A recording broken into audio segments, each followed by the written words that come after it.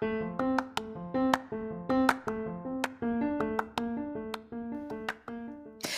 there, and welcome to the daily podcast where wisdom smacks us with kisses or love taps.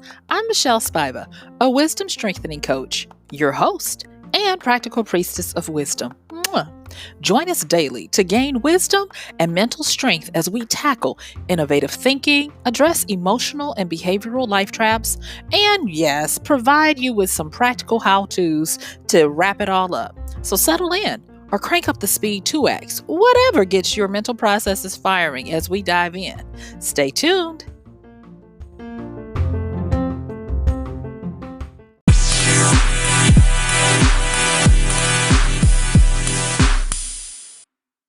Yay!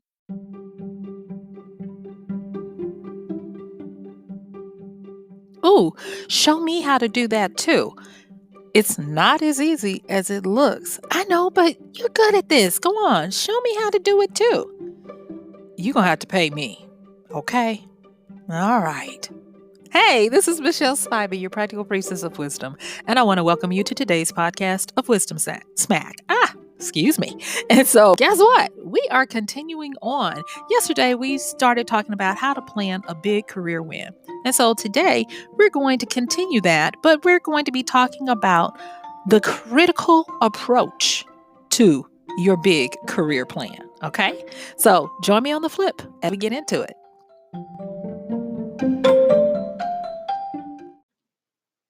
All right. So thank you for joining me today. And today we're actually going to be taking a good look at how to plan your big career win. But we're going to do it from a critical thinking approach. Okay. And if you listen to yesterday, and I do encourage you to please go back and listen to yesterday because it was some really good stuff in there. And that reminds me, let me just go in and do a quick recap. So yesterday we talked about how to plan a big career win. And I talked to you about some things that you definitely need to be aware of and in your back pocket. And that is it's going to take some patience, self-reliance, and ego control. They've got to be your friend throughout this process because you're going to have to humble yourself. You're going to have to bide your time, and it's not going to happen overnight. And so the next thing we talked about are some of the highly desirable skills that you'll need if you really want to have make any kind of real go for a career win. Okay. And that's going to be you need to have critical thinking that leads to creative, innovative problem solving. And you need to also have almost near seamless adaptability, meaning that you're like a cat. You always land on your feet, no matter how you fall, where you land, or anything like that. And then the next one is to be able to do non routine tasks that span a speciality as well as general knowledge, meaning that you are a hedge fox. And we talked about that yesterday, so go and check it out. And then we talked about a structure of how to do this. And we looked at the crawl, walk, run structure. And I talked to you about whether you are a employee, well, not employee, but whether you're a self-employed, an entrepreneur, or a person who wants to get into business. And we talked about what the crawl section of that look like. So to crawl, that means you're usually going to be doing something on your own, even if you are a self-employed entrepreneur or you're trying to start with an idea to gather up a team of people. And then the walk section is going to be just that team where you start out with a small team of people who are comrades on the same level, with the same goals, trying to achieve something, and you work together to achieve it. And then once you scale it up, that's when you run with a company. And the main difference between a business owner and an entrepreneur is going to be employees. Yeah. When you are a company and you are responsible for employees, for payroll, and you are responsible for moving parts, it's a different role than if you are an entrepreneur or if you are a team. Because with the entrepreneurs and the teams, they are concerned with all aspects of the business. They are the people who are fueling the knowledge, the brains, and the labor a lot of times. Whereas with a business is an entity. And usually the person running that, your job is not to run the business in the sense that you're doing everything. It's where you are the person feeding attention and monies and marketing and all of this kind of stuff to keep the business in the best position it can be to do what it needs to do. So there's a difference with that. So then we talked a little bit about discovering the domain you're in and how to start accomplishing your achievement. And we spent the last part of yesterday talking about implementation and execution. And that's really important that you understand what is part of the implementation of your plan and then how to go about executing it. And so today we are picking up, and thank you for letting me go through that summary. So today we're picking up on the critical thinking approach to planning your big career win. And I'm not going to be able to teach you everything about critical thinking, but just understand that in the scope of what we're doing today, hopefully my agenda and my objective is by the time I thank y'all for being here, you will have a pretty solid understanding of how to do a diagnostic on yourself to see where you are and how you can get to the point of being able to come up with your career plan and know what it's going to take to do that. All right, so let's get started. And I have some notes here, y'all. Y'all know I got my notes. So, what I'm going to do is I'm going to borrow from my business side, and don't roll your eyes. I know we talk a lot about wisdom here, but there comes a time when you have to delve into the everyday, the practicality of the thing. And bills still come along, and you have to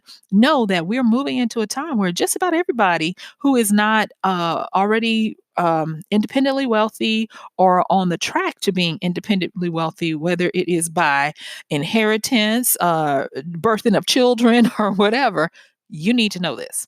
So, with this, I'm going to be using a framework that moves away from the traditional way of doing application and process.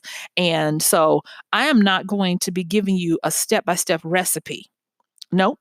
Nope, nope. So today is not going to be about step one, step two, step three. Today is going to be, I'm going to be moving you into a framework where we make sense of what needs to happen. And when you try to have a sense making model or a framework that I'm about to talk about, what you're doing is you're acknowledging that you don't have the categories and the framework already set up and you're able to just slide the data into the different little pockets and it's all going to fit well. And the reason why is because this is an unknown for you. This is an unknown for how you're going to go about doing it. There's not a procedures book that somebody's going to hand you and say, here, Michelle, follow exactly to the letter, and this is going to get you exactly what you want. And we all know that. No, that would be capricious. That's just not how life is. And so when it comes to things like this, we have to learn that you can't use a regular model of step by step recipes. Oh no, we are no longer in the cook's house. We are in the realm of the chef. And the difference between a cook and a chef in this regards, or in any regard, is that a cook is really good at understanding a lot of recipes and understanding how to work in a kitchen and they are really good at even possibly making up stuff that will taste good on a smaller level. But when you get into a chef's world, a chef not only is trained, skillfully trained, I should say, on how to make recipes, but a chef knows the system of producing food for consumption for various different levels of people. That chef knows all of that stuff that the cook is not aware of, like ventilation when you're cooking to have the optimal environment for not only your people but your equipment to work. What kinds of foods are going to work well with what kinds of whatever, and they know a lot of stuff. And so when we're in this sense making model that we're about to talk about, the sense making model helps us to get a rein on all of that in the chef's realm. And so it's time to stop trying to approach this like a home cook and move into the big leagues. Okay. So I made mention of this framework yesterday, and I was like, you know what? And I'm using it for a commercial project that I'm working on with a company. And I was like, This still works for individuals, and it's a very wise model. So I want to give a shout out to Dave Snowden. He's Welsh. He lives in England, and he came up with this early 2000s, but it is a sense making model to figure out where you are and what's the best way to proceed to get to a goal, to set up a process, or to problem solve. So the name of it, and because I said he's Welsh because he gave it a Welsh name that means habitat or a place of multiple belongings, and it's called Conavin, and it's spelled Cynefin. And I posted the link in the show notes yesterday to the Wikipedia. I'll do it again today so you guys can have that. But it's a brilliantly, elegantly simple graphic of this system. Now, yesterday I kind of tried to tell you the different components. Today, I'm not going to tell you all the components. I'm not going to try to teach you the format because this is about getting you a big career win. So I'm just going to use the format. How about that? We're going to use the format to get you to where you are, where you need to be. Excuse me. Okay, so with this critical thinking approach, we're using a sensing one to figure out where we are. I'm going to just tell you straight from the rip. Whenever you are at the point where you're like, I need more, or oops, sorry you guys, that's my notes falling. I need more, or I need to do something I've never done before, you're going to be in the land of disorder. That's the realm you're going to be in. It's in disorder. And you guys, I've been setting you up real nicely by doing the talks about chaos so that you wouldn't be so afraid of chaos when we talked about it here. You see how I love y'all? You see how I do that? All right. So the way we're going to do this is you're in the land of chaos. And I'm just going to cut to the chase. When you're trying to set yourself up for a big career move, a big career win, you're wanting to accomplish something that you've never accomplished before, well, can't nobody tell you nothing, where you're not dependent on hopefully getting a partnership from somebody or a raise or a promotion, where you are actually dictating how you're able to achieve and win and grow. You're going to possibly, not possibly, I'm going to just tell you, you're going to need to operate in either the realm of the complicated or the realm of the complex. I'm going to say that again. You're going to have to operate in the land of the complicated or the land of the complex. Now, the way this Conifin framework is set up, I mentioned it yesterday, and just pretend that you are writing on the screen of your mind, and pretend you have these four blocks that fit on top of each other. Okay. But in the middle, there's a tear right in the middle where they would intersect. And in that tear is the disorder. And that's where you are right now. And so you have an equal chance of going to any of those four blocks, depending on how you critically assess what's going on in your situation. Now, as I said before, the outcome for a big career win is going to be the top two blocks. I'm just going to tell you, the top two blocks are going to be the ones that are going to give you that big career win.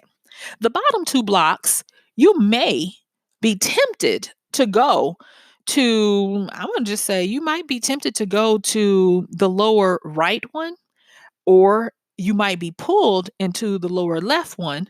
And it's okay. Either one of them is okay, but these are not the ones you want to stay in, because these are not going to give you that big career win that you want. All right, so let's get to talking about it. All right, so the way this is set up with this Conifin framework, like I said, it's a making sense of your world kind of model. And Dave Snowden talks about the four different situations we find ourselves in once we leave out of the land of disorder. And so the things that we have taken for granted, like when we talked about best practices, I'm pretty sure you've heard that before, but everybody talks about best practices. And they put best practices as the optimal way of doing things. Everybody, and I know I was trained this way. Everyone wanted to have best practices, so much so that we did benchmarking. We looked at other companies. We tried to pick the best of what they did to incorporate into our world. And we only wanted to be perfect, perfect, perfect, perfect because best practices is the way you did something. Now, let me just tell you, best practices is how you're possibly living your life right now. You could probably say, Michelle, nothing about my life is best. But trust me, it is. Because best practices, Dave also calls this the obvious practice. This is the land of the obvious. This is Captain Obvious. And the reason why it's the land of the obvious is because you sense something, you immediately know how to categorize it, meaning that I've been here before. I know how this works. Or you can even identify what needs to happen so that you can take the appropriate action. And so, with best practices in this little block of obviousness, this is going to be the applications and the process and the procedures and the recipe that I talked about. So, this is going to be your home cook over here. It sure is. Now, because there's a lot of order to it, it means that you can categorize something. And so, this is going to be your home cook. This is also going to be where your job is. See, this is the land that you've been in. And this is an ordered domain where everything falls into place. A plus B equals C, 1 plus 2 equals 3. Everything makes sense. And that's why it is obvious, because it's obvious to anyone. You can make it fit in any kind of previously determined category or situation that you've encountered. Okay. So it's a nice progression. And that's why if you are high on process, you like having your planning. And I hate to say it because I love my planners. I got a lot of friends. There has never been a planner or a time management system that they could say no to. Unfortunately, this is where y'all live. Y'all live in this obvious land, okay? And I'm gonna come back to obvious because obvious has got some issues that you got to be careful with that I did address when I talked about chaos and order the other day. All right. So on the other side of this, remember we're below at the bottom. So we're moving over to the lower left, and this is the land of chaos. This is the chaotic place. And what did I tell you guys on Embrace Chaos? Y'all go listen to that if you haven't, because I put my foot in that one. Okay. That is going to be where it's novel practice, meaning that you've never done it before. And so everything is going to be new and you're just feeling your way around.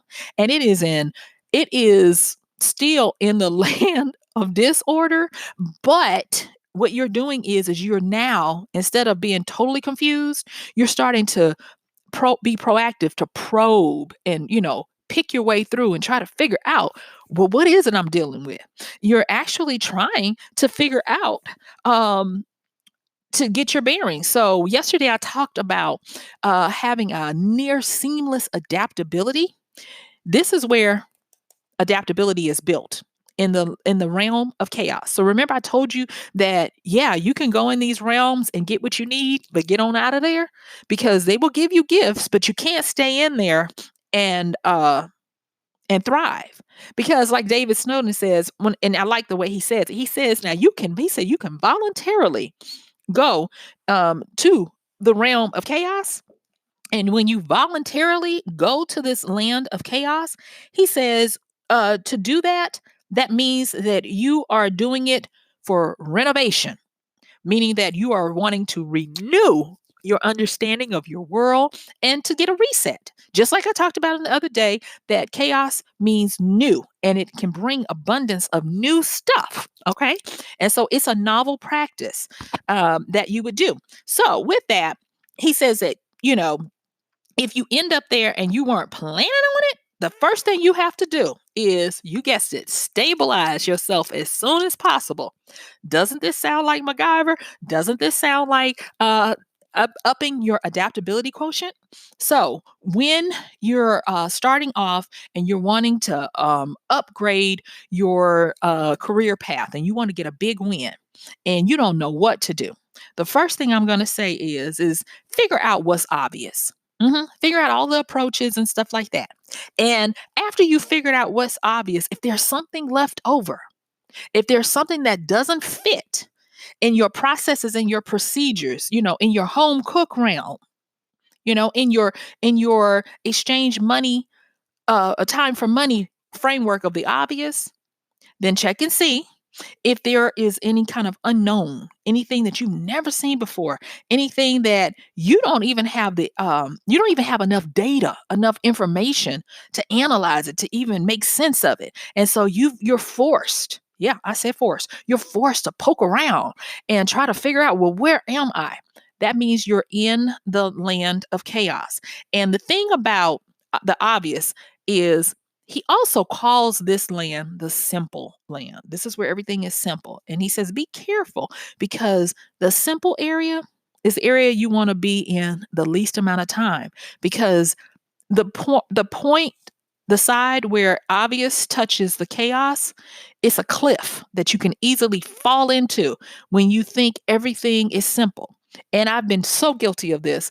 I'm saying, oh, I'm going to be a full-time best-selling author, and it's going to be simple, and I got my 1 2 3, my step 2 3, my recipe, and I'm good to go. And then when there were elements that were chaotic, entities that I couldn't control and didn't have the insight in, aka Amazon changing their models. You see, I have been writing before there was a Kindle Unlimited. I started writing when the Kindle came out, and so I wasn't used to that. And each time I got thrown into chaos, but I didn't have a way to make sense of what was happening. So I didn't necessarily get all the benefits of temporarily being in chaos. And it took me a long time, because I didn't realize that the reason why you go into chaos is to become more adaptable and to become more stable. But once you become adaptable and stable, it's time for you to get out of there. And remember, I told you when we started this that the places you want to be when you're trying to make big moves in your career is going to be in the land of complicated or the land of complex. Don't let those words scare you. I'm going to just cut to the chase and tell you, you want to be up here, because everybody is trying to be in the land of obvious. Everybody wants simple processes and recipes to follow. Everybody wants to know what they know and not have any kind of chaotic things messing with them and throwing them off. People love the known. People fear the unknown. And so when you start moving out of obvious and you get your lessons from being in the land of chaos, then you can go to the complex and the complicated. And if you can, just Google an image of the Conovan framework, and this will make total sense to you of how I'm talking about this. So now let's talk about these two blocks up here. Now, the thing is with the making sense model, nothing is in hierarchy. Everything is okay. I will say that if I had to tell you which one to not try to spend much time in, it would, of course, be the ones at the bottom, the chaotic realm and the obvious slash simple realm. And of those two, I would say stay out of the obvious slash simple realm the most. And the reason why is because that's where everybody is duking it out. That's where all the laborers are. That's where all the people, the pick me's. I want a job, pick me. I want to do this, pick me. I want a promotion, pick me.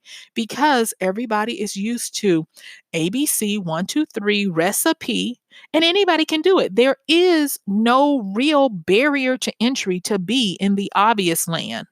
So let's move on up. So now that you've emerged from the land of chaos, that means that you have been renovated to be able to think of things newly, because you have learned how to regain your stability. You have probed, and once you have began to probe and take some action, then you started to get a sense of what was going on so that you could respond. And that response is to move out of that. So then you can move into complicated or complex realm. And let's deal with complicated real quick. So complicated is, and I'm just going to say it, it's the realm that I tend to live in a lot of, but I'm trying to make sure I get into complex, and it's hurting me, y'all, but I'm trying to get there.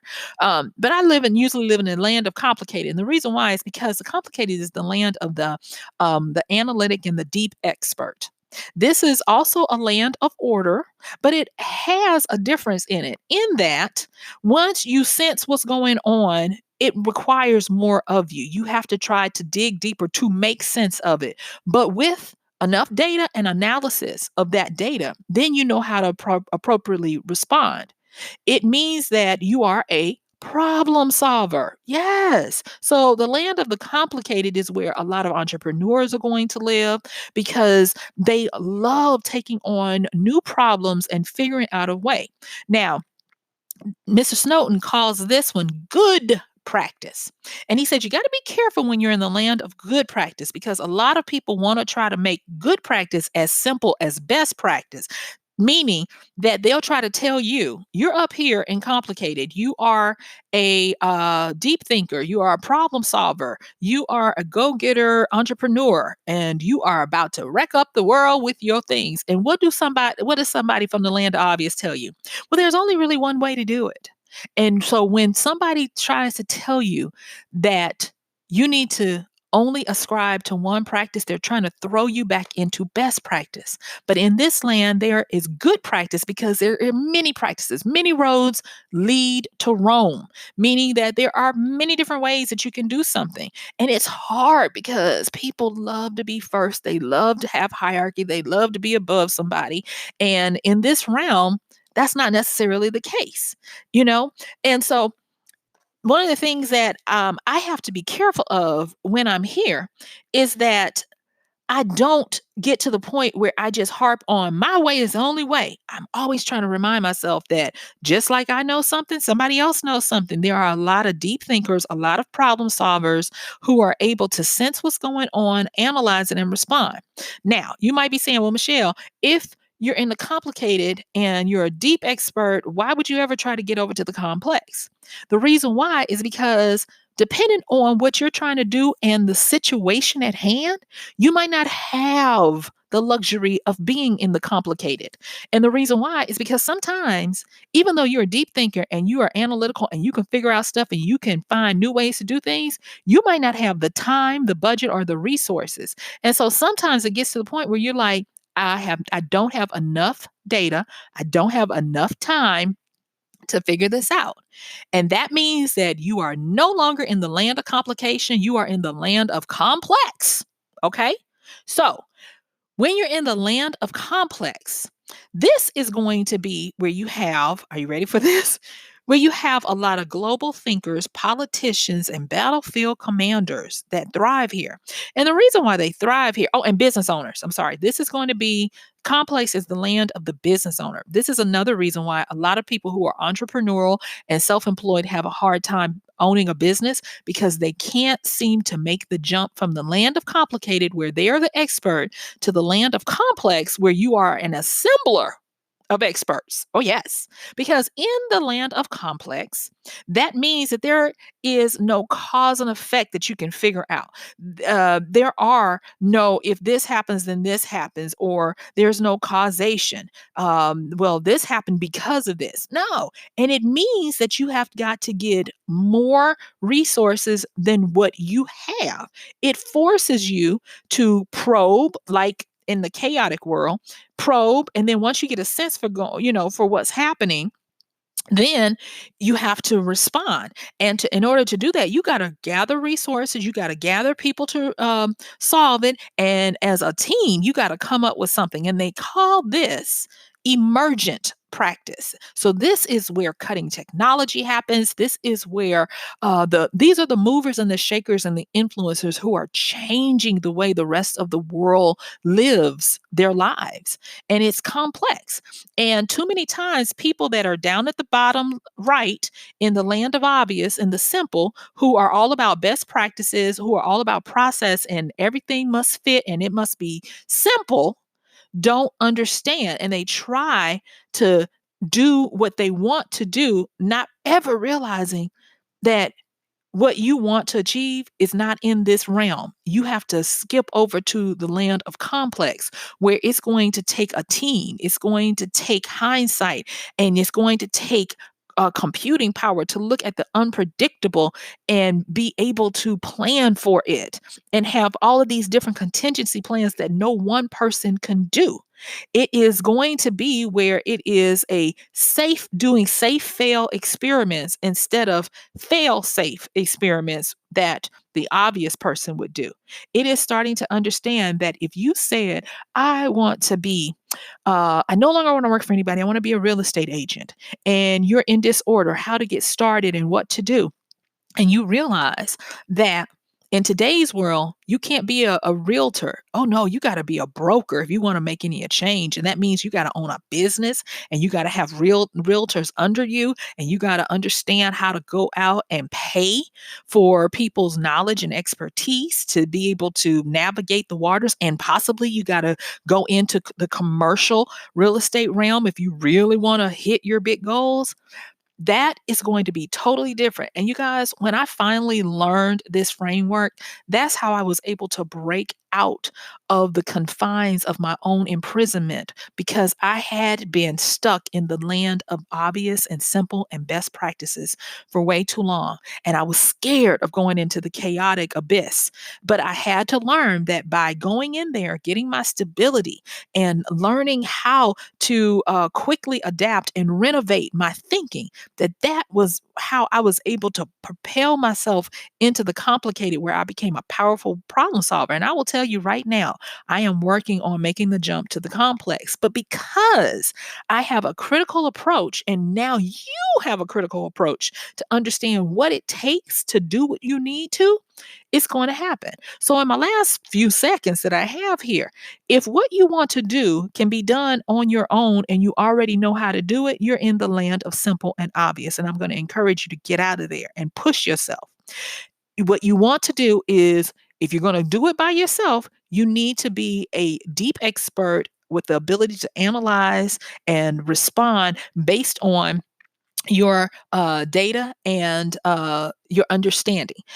But if something you want to do is going to require more than you are in the land of complex and you need to act accordingly by assembling a team that's going to help you to get there. And that means that you're probably going to end up being a business owner or a politician or some kind of general. So, guess what? My time is up. I'll see you tomorrow.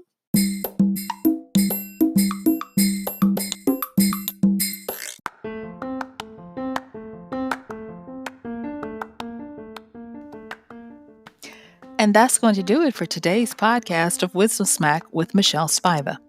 If you like this podcast, please help us get the word out. Like, comment, subscribe, and even share.